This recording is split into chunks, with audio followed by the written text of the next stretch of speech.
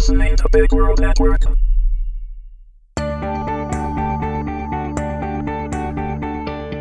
Accidental Passion, Episode 8, Uncertainty.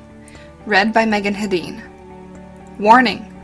Although there is no material subject matter within that couldn't be found in any general bookstore with no age constraint, this series is rated 18 and contains adult situations and content.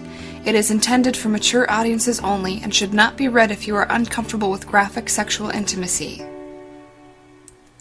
Mary had just pushed the large round button on the wall that swung open the double doors exiting the emergency room into the rest of the hospital, on her way to the cafeteria for her lunch break, when Dr. Michael Corbin called to her.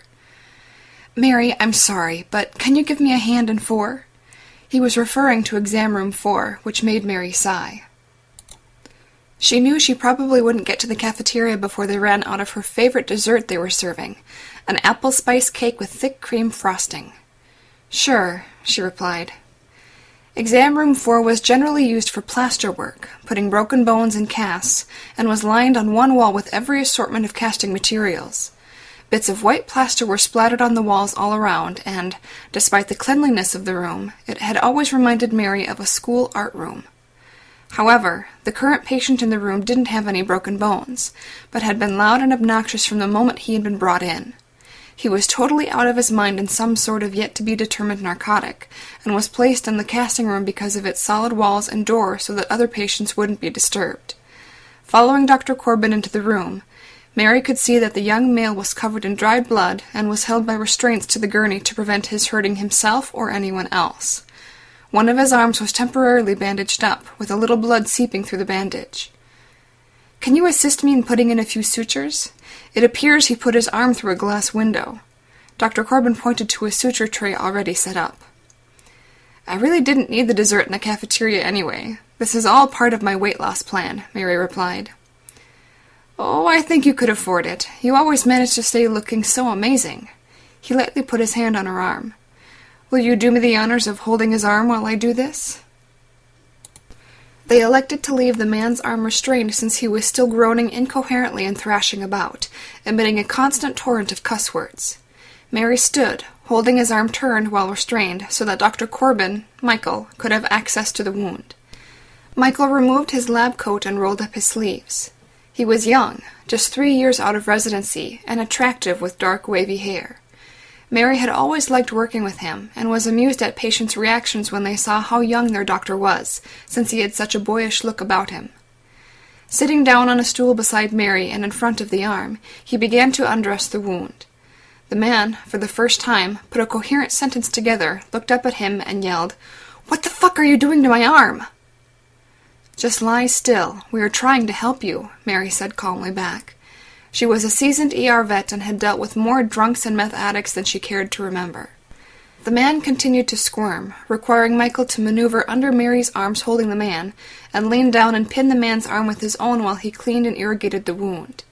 With the positioning, his arm and shoulder were pushed up against and brushing Mary's breast through her scrubs. She knew there was no way he wasn't aware, but he also knew it was unavoidable.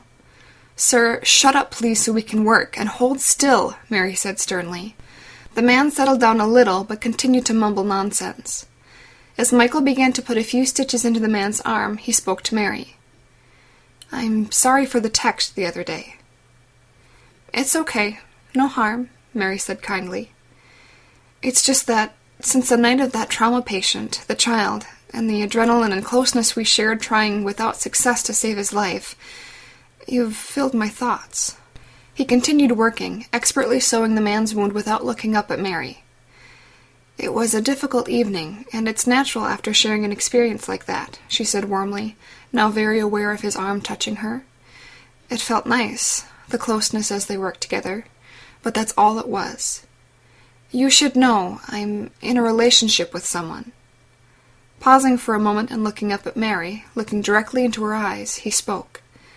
"So the kiss outside the bar, when we all went out for drinks that night, it meant nothing?" He continued putting in the last few stitches. "It meant everything, that night. We both needed a connection after what we had been through, but it was a thing of the moment." Their closeness was becoming almost electrifying as they carried on their conversation in soft tones, this being the first time they had spoken of it. Mary took a deep breath. "So how serious is your relationship with this guy? Does he know what you go through at work?" Michael asked, inspecting his progress on the arm. The stitches were neat and well tied. "No, that is why we got caught up in the moment that night. No one could understand what we went through unless they were there. But she does listen to me and is supportive, and we are serious enough that I felt a lot of guilt for our kiss." Mary was very aware of the glance up at her as she said she. She didn't keep it a secret that she was living with Alicia, but she also didn't advertise it. I didn't know. Didn't know you were with a woman," he said bluntly. Mary said nothing, not sure what there was to say. "Are you attracted to men too? Was there any feeling with our kiss?"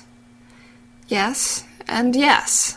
But again, it was because we were caught up in the moment. It was just a kiss," Mary replied. Michael laughed. "I'm glad I didn't gross you out, at least." "Far from it," she said, chuckling too. The man began to thrash about again as Michael wrapped his wound with dressing and simultaneously began yelling obscenities. As they tried to finish, their legs, arms, and bodies became even closer and entwined as they struggled with the man. When they were finally finished and both stood up, Mary's heart raced even more as she noticed a slight erection in Michael's trousers as he quickly put his long lab coat on in an obvious attempt to cover himself. Mary felt herself flush, unsure of what she was feeling. She loved Alicia, but there was no doubt that she was feeling something, and that he was feeling something as well. Woods hung up the phone in his LA apartment with frustration. The charges had been dropped for Rick's assault on Kim, and it had been his fault since he had used his weapon. He had let his friend Ryan down. Sinking back down into his couch, he needed to think. He would have to call Ryan and tell him. He wondered if Kim's safety would be at stake with Rick free. Damn. He was feeling guilty beyond belief. How could he have been so stupid? But then he knew he really hadn't had much choice. Damn. He had to go back to Detroit and make sure the girl his friend had asked him to protect would be safe. The thought of going back immediately turned to thoughts of the airline gate agent who had helped him locate Kim. This would give him an opportunity to see her again, to feel her body next to his, to make love to her, to kiss her one more time.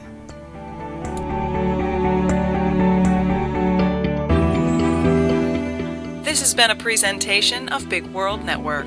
Visit us on BigWorldNetwork.com for more free weekly series, or follow us on Facebook and Twitter. Thanks for listening.